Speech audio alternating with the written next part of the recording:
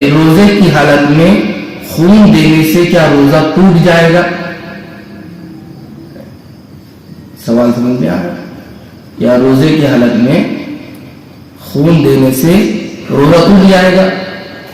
وہ ٹیسٹ کے لیے خون نکالا جاتا ہے، جن کو شوگر ہوتی ہے وہ نکالتے ہیں، اور کسی کو خون دینا رہا ہو، بلڈ جس کو دینا ہے، تو وہ روزے کی حالت میں دے سکتے ہیں یا نہیں دے سکتے، اور ٹیسٹ کے لیے خون دے سکتے ہیں یا نہیں دے سکتے؟ تو اس کا جواب یہ ہے، اصل چیز یاد رکھو کہ روزہ ایسی چیزوں سے ٹوٹتا ہے، اگر آپ کو مسئلہ سمجھ میں نہیں آتا ہے تو بالکل آپ یہاں سے بول سکتے ہیں، اس لیے کہ یہ دین کا بڑا حصہ ہے، ہم لوگ پوچھنے کے عادی نہیں ہیں، ایسے سوالات پوچھنا چاہیے جس سے اضافہ ہو علم میں۔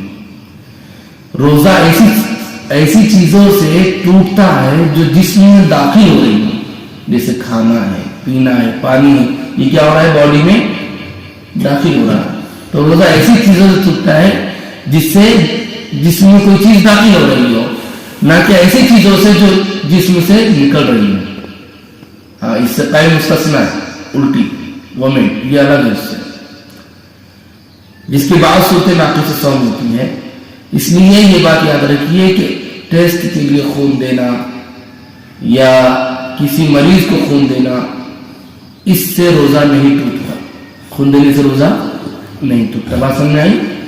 دوسرا سوال کس صاحب نے کیے تھے کہ روزے کی حالت میں جو بام ہوتا ہے، وکس اور زنڈو بام جو ہوتا ہے، وہ لگانے سے کیا روزہ ٹوٹ جاتا ہے؟ تو اس کا جواب یہ ہے کہ بام یا وکس لگانے سے روزہ نہیں ٹوٹتا۔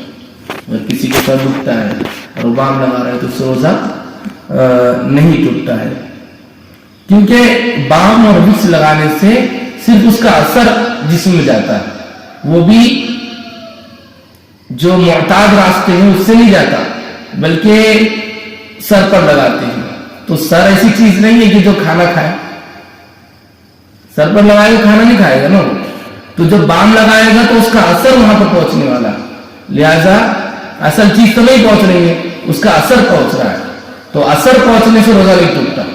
اس لیے زنڈو بام وغیرہ اگر کوئی لگاتا ہے تو اس کا روزہ نہیں ٹوٹے گا۔ تیسرا سوال کس صاحب نے کیا تھا، کیا روزے میں خوشبو یا سرما لگانے سے روزہ ٹوٹ جاتا ہے؟ خوشبو یا سرما لگانے سے بھی روزہ نہیں ٹوٹتا، عطر وغیرہ لگا سکتے۔